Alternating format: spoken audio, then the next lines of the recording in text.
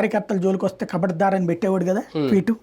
లోకేష్ మేము అధికారంలోకి వస్తే అంతు చూస్తాం అక్కడ అని చెప్పి పెట్టేవాడు కదా. ఇప్పుడు అక్కడ ఏముంది అసలు? తాడిపత్రిలో ఒక కార్యకర్తలకాయ పగిలింది, ఒక కార్యకర్త ఇంటిని తగలెట్టారు. జగన్ వెంటనే ఏం చేయాలా? సో మా మురళి ఇంటి మీద దాడి చేయడం ఎలాంటి నీచమైన పని, ఇది ఎట్లా చేస్తారు? అట్లాగే మా రఫీని కొట్టారు, ఇది ఎట్లా చేస్తారు? ఇట్లాంటి పరిణామాలు కంట్రోల్ చేస్తారా లేదా? లేకపోతే కనుక మేము వెళ్ళాల్సిన స్థాయికి వెళ్తాం. ఇది మొన్న మాట్లాడారు, 2 సార్లు మాట్లాడాను కాబట్టి అయిపోయింది, అదే జనం అర్థం చేసుకుంటారు అనుకుంటాడు. ఆ మధ్య స్టేట్మెంట్ ఏదో ఇచ్చాడు, రేపు పొద్దున్న నేను కూడా కంట్రోల్ చేయలేను బాబు అని. అలాగా అయిపోయింది. అది అనేసేసి ఆగిపోతాడు ఇతను. అంతే. వాళ్ళేంటి ప్రతిదీ ఫాలో అప్ చేస్తారు, ప్రతి చిన్న ఇన్సిడెంట్కి ఫాలో అప్ చేస్తారు.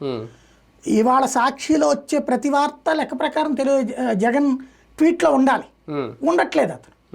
అది అతని ఫెయిల్యూర్ అనాలా లేకపోతే లాజిక్ లెస్ అనాలో అది అతను ఆలోచించుకోవాలి. అదే నిజంగా అంటే ఏమో 1 మంత్ ఉందో లేదు తెలియదు కానీ ప్రచారాన్ని బట్టి అడుగుతున్నాను. నిజంగా 1 మంత్ లాంగ్ టూర్ అనేది పెట్టుకుంటే క్యాడర్లో ఒక నిస్తేజం కూడా రాదా?